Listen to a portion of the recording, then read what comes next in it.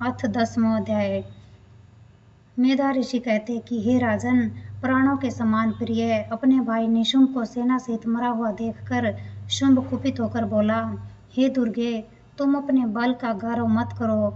तुम दूसरों के बल पर युद्ध करती हो और अपने पराक्रम का अभिमान करती हो। तब देवी ने कहा, अरे दुष्ट, देख, यह मेरी शक्तियाँ मुझ में ही लुप्त होती है। देवी के यह कहते ब्रह्माणी आदि सभी शक्तियाँ देवी के हृदय में लुप्त हो गई। केवल एक अंबिका रह गई। तब देवी ने कहा, मैं अपनी शक्तियों से अनेक रूपों में खड़ी थी, अब उन रूपों को समेटकर अकेली खड़ी हूँ। तू स्थिर होकर के युद्ध कर। ऋषि कहते हैं, उसके बाद देवताओं व असुरों के देखते ही देखते देवी और शुंभ में युद्ध होने लगा। तेज बाणों और भयानक अस्त्र शस्त्रों से सब लोगों को भयभीत करने वाला महायुद्ध हुआ। अंबिका ने जो सैकड़ों दिव्य अस्त्र चलाए, उन्हें दैत्यराज शुंभ ने अपने अस्त्रों से काट डाला। दैत्यराज ने जिन अस्त्रों का प्रहार किया, उनको देवी ने हुंकार मारकर अनायास तोड़ डाला। शुंभ ने क्रोधित होकर सैकड़ों बाणों से देवी को ढक दिया। तब देवी ने कुपित होकर अपने बाणों से उसका धनुष काट डाला। जब धनुष कटकर गिर पड़ा, तब उसने एक श्रित उठाई। देवी ने उसे भी चक्र से काट दिया।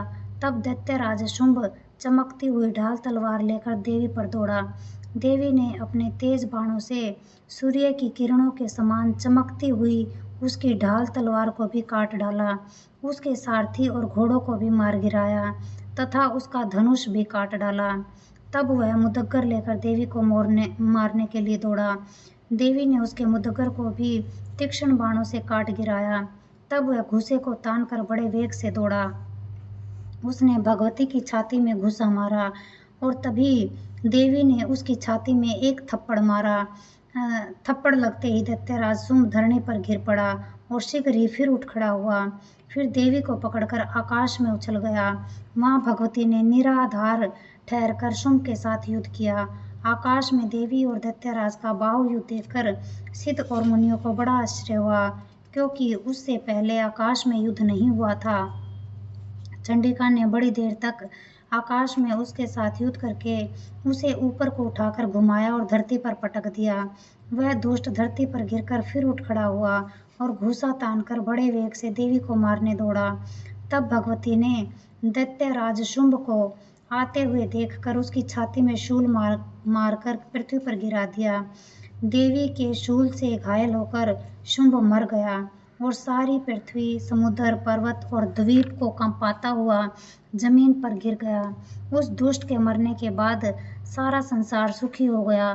समस्त प्राणी प्रसन्न हो गए और आकाश निर्मल हो गया। पहले जो उल्कापात होते थे, वह सब उसके मरने पर शांत हो गए। उल्कापात मिट गया। नदियाँ अपने मार्ग में बहने लगी। देवता प्रसन्न हो गए और गंधर्व मधुर स्वर में गाने लगे। अप्सराएं नाचने गाने लगी। ठंडी हवा चलने लगी और सूर्य की किरणें निर्मल हो गई।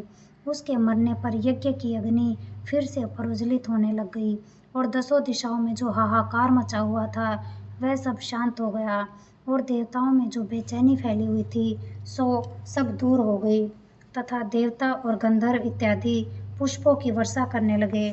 इति श्री मार्कंडेय पुराण के देवी माहात्म्य में शुंभवध नामक 10वां अध्याय समाप्त। जय माँ दुर्गे, जय माँ दुर्गे, जय माँ दुर्गे।